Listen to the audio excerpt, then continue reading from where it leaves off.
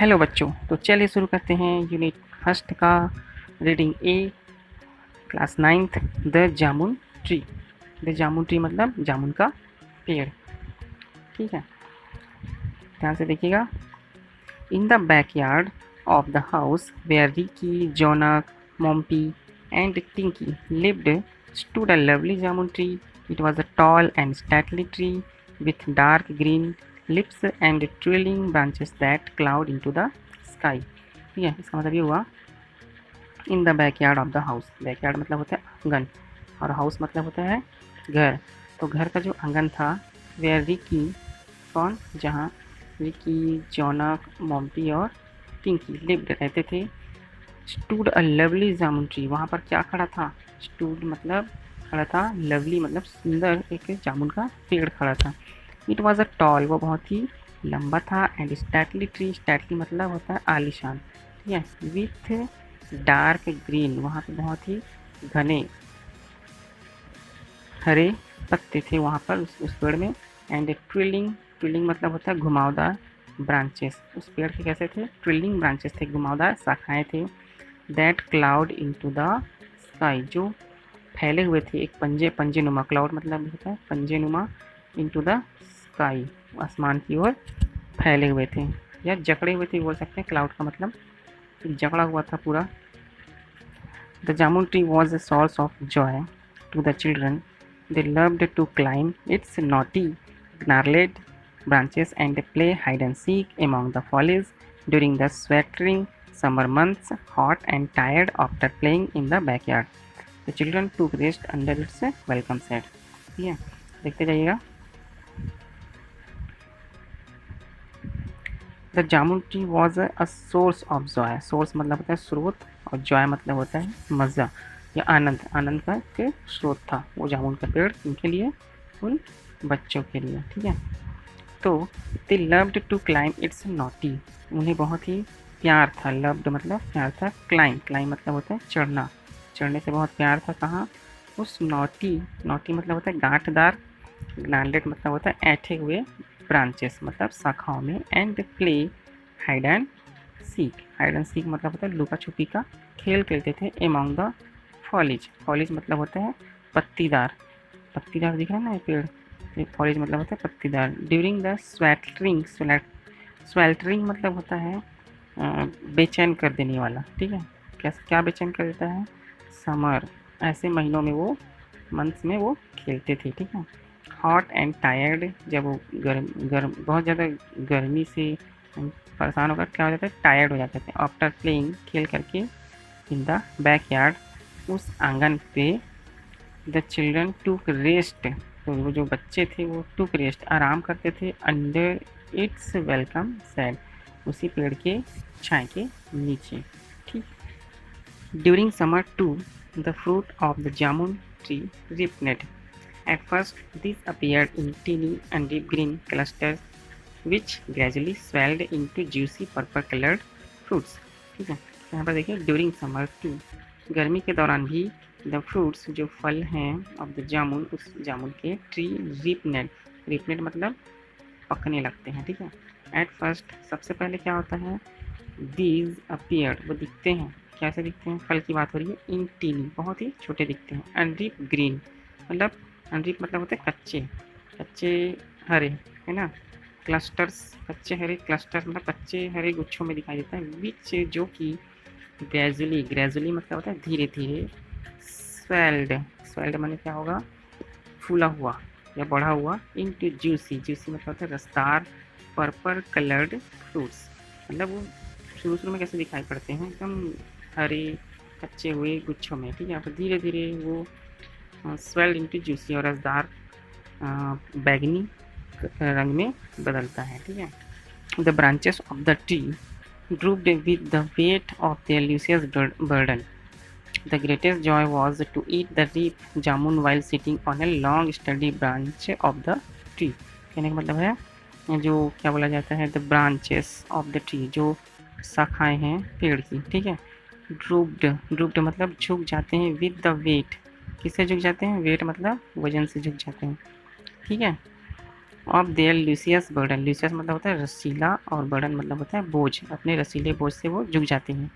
There greatest, greatest मतलब सबसे ज़्यादा या महान, जॉय मतलब आनंद जो है, वॉज टू ईट कब होता था, जब वे खाते थे, क्या खाते थे, द रीप जामुन मतलब पके हुए जामुन, रीप मतलब पके हुए, वाइल जब वे, सिटिंग ऑन ए लॉन्ग जब वे बैठे रहते हैं कहाँ, लॉन्ग मतलब लंबे, स्टडी मतलब तगड़े, ब्रांच ऑफ द ट्री तगड़े शाखाओं पे वो बैठे रहते हैं। ठीक है, आगे देखो, the tree bore so much fruit that children from the neighbourhood dropped into and ate as many jamun as they could, मतलब बोल रहा है कि दो पेड़ जो है, the tree bore so much fruit इतना ज़्यादा वो फल देता है कि बोर हो जाते हैं, मतलब उबा देता है, सो मच फ्रूट बहुत ज़्यादा फल, दैट चिल्ड्रन जो कि बच्चे, फ्रॉम द नेबरहुड जो बच्चे हुए ना पड़ोसी की, पड़ोसी जहाँ नेबरहुड मतलब होता है पड़ोसी के भी बच्चे जो हैं वहाँ आते थे, dropped into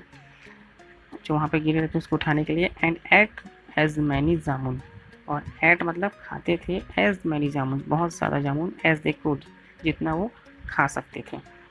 the backyard always resounded with the shrill cries of happy children, यहाँ पे हुआ इसका मतलब द बैक यार्ड जो आंगन है, ऑलवेज हमेशा जो है, रिसाउंडेड, रिसाउंडेड मतलब गूंजते रहता था, कैसे गूंजते रहता था, विद द श्रिल, श्रिल मतलब होता है किलकारी, क्राइज मतलब होता है चिल्लाना या आवाज़, तो किलकारी एक आवाज़ से गूंजती रहती थी, कैसे बच्चों का, हैप्पी चिल्ड्रन का मतलब खुश नुमा बच्चों के शोर से वहाँ पे किलकारी आवाज़ आती रहती थी।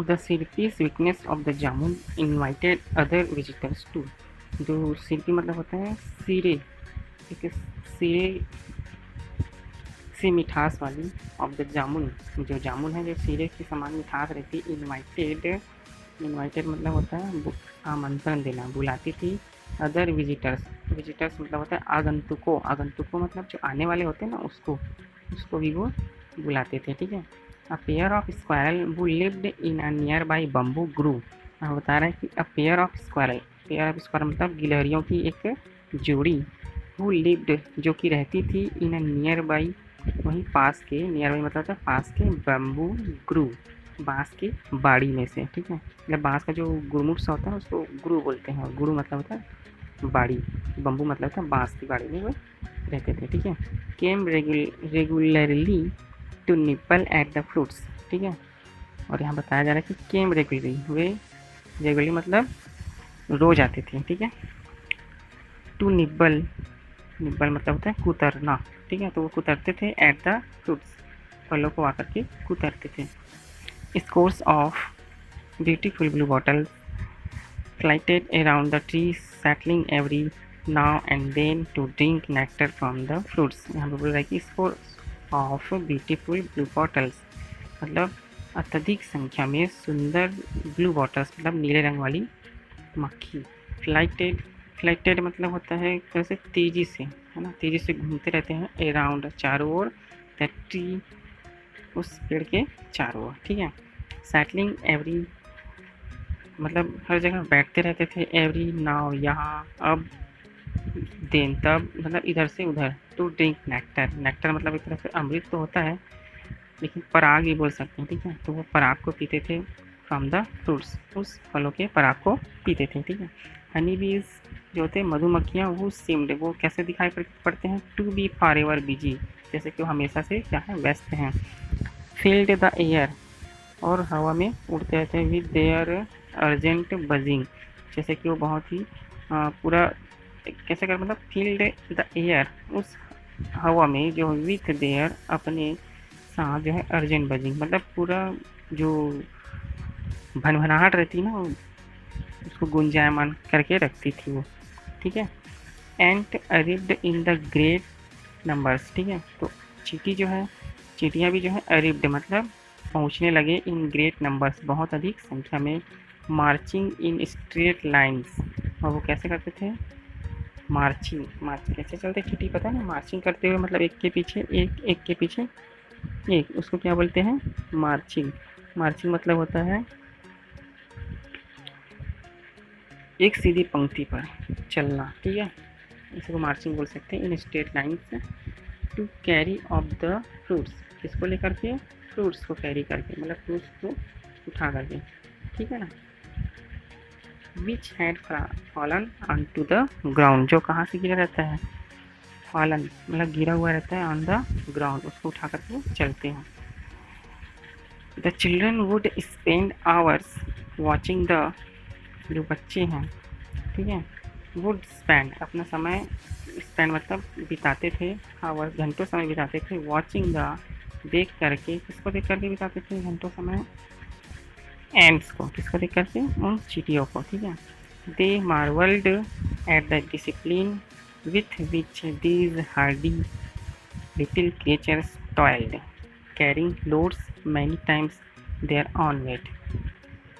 दे मार्वल्ड एट द डिसिप्लिन, ठीक है, मतलब ये आश्चर्यचकित हो जाते हैं, एट द डिसिप्लिन अनुशासन को देख करके, with which this Hardy, Hardy मतलब होता है विपरीत परिस्थितियों में भी जीने के योग्य होना, ठीक है, मतलब कठिनाई से जीने के योग्य होना, तो ये आश्चर्यचकित होते हैं, विच these hardy little creatures toiled, toiled मतलब होता है कठिन परिश्रम करना, ठीक है, तो ये छोटे छोटे जीव जो हैं कितना कठिन परिश्रम कर रहे हैं, उसको देख करके और उनके अनुशासन को देख करके वो क्या हो जाते हैं, आश्चर्यचकित हो जाते हैं। Carrying loads many times their own weight, वह अपने जो वजन से, ठीक है, ऑन वेट अपने वजन से, कैरिंग लोड मैनी टाइम, वो मैनी टाइम मतलब होता है कई गुना, ठीक है, अपने वजन से ज़्यादा वजन को वो ढो सकती है, कौन ढो सकती है, चींटी, ठीक है।